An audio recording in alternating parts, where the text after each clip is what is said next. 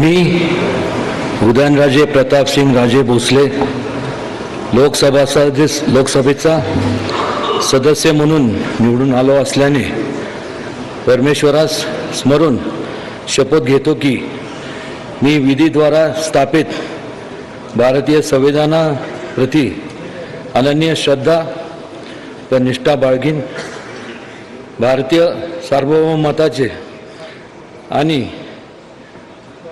भारतीय एकात्मतेचे निर्धाराने रक्षण करीन आणि जे कर्तव्य आता मला प्राप्त होत आहे ते नेकीने पार पाडीन.